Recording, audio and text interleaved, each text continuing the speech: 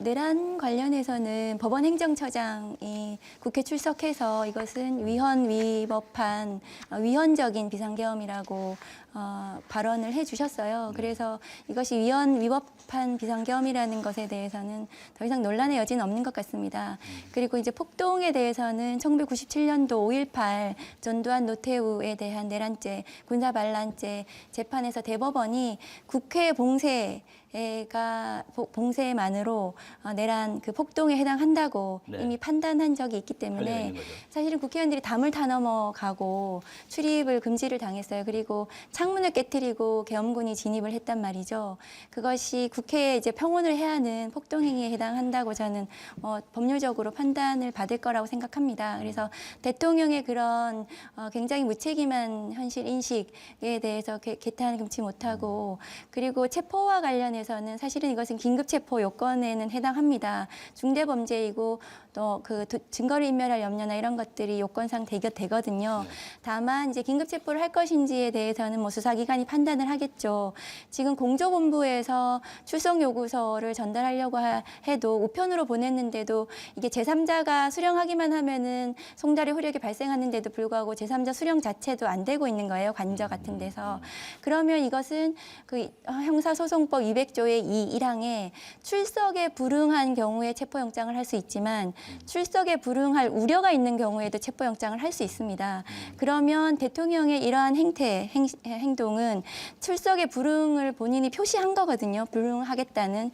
그러면 수사에 협조하지 않겠다는. 그러면 저는 지금으로서는 공조본부가 체포영장을 할 수 있다고 생각을 합니다. 박근혜 대통령에 대한 국정농단 그 탄핵 심판 당시에 그때 박근혜 대통령이 특검과 검찰 수사에 협조하겠다고 해놓고 청와대에 대한 압수수색도 거부하고 조사에 협조하지 않은 것도 헌법 수호 의지가 없다라고 판단해서 파면 사유에 해당한다고 헌법재판소가 판단을 했거든요.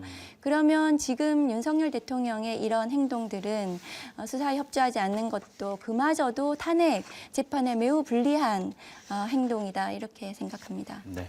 내란에 대해서 저도 조금 하도 이게 반복되는 것 같아서 죄송하긴 한데 사실 이제 계엄법을 보면은 국회에 대해서 어떤 특별한 조치를 할 수 있다는 조항이 전혀 없어요. 그리고 국회의원의 불체포 특권은 오히려 계엄 당시에 더 강화됩니다.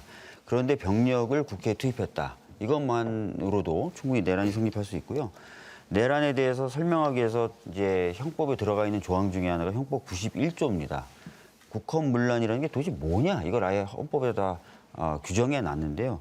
이 조항이 1953년에 형법에 들어가게 되는데 이유가 뭐냐면 1952년에 이승만 대통령이 국회에다 비상계엄을 선포하고 국회 병력을 집어넣어요. 네.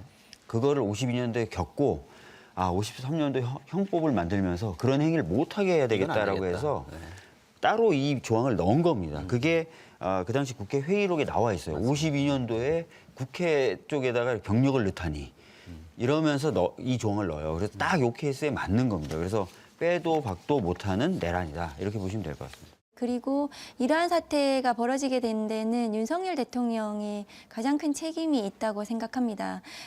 이 검찰 정권이 사실은 보수의 정통성은 아니거든요. 그래서 국민의힘이 과거에 박근혜 대통령 탄핵 이후에 보수의 주자가 없다가 윤석열이라는 검찰의 어쨌든 검찰 권력을 데려와서 대통령으로 어쨌든 받아들여서 키웠는데 이제 윤석열 대통령이 정치를 시작하면서 정치가 극단화되고 상대를 악마화시키고 협치라든가 소통이 없어지게 돼버렸거든요. 저는 가장 큰 책임이 있고 그래서 국민의힘이 제대로 된 보수로 재건하기 위해서는 윤석열이라는 이 검찰 세력과 결별하셔야 된다. 그리고 검찰 개혁이라든가 이런 부분들에 대해서 같이 좀 힘을 합쳐주셔야 된다. 그래서 보수를 다시 재건하셔야 된다고 저는 생각을 합니다. 저는 이번 사안을 보면서 굉장히 좀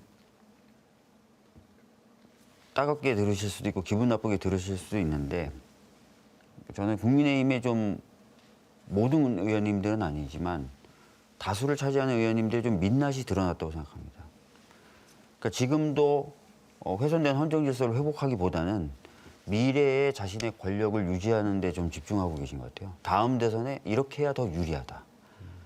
뭐 다음 대선에 이렇게 해야 우리가 좀 더 많은 표를 얻을 수 있다. 자꾸 이런 말씀을 하세요. 저희들한테.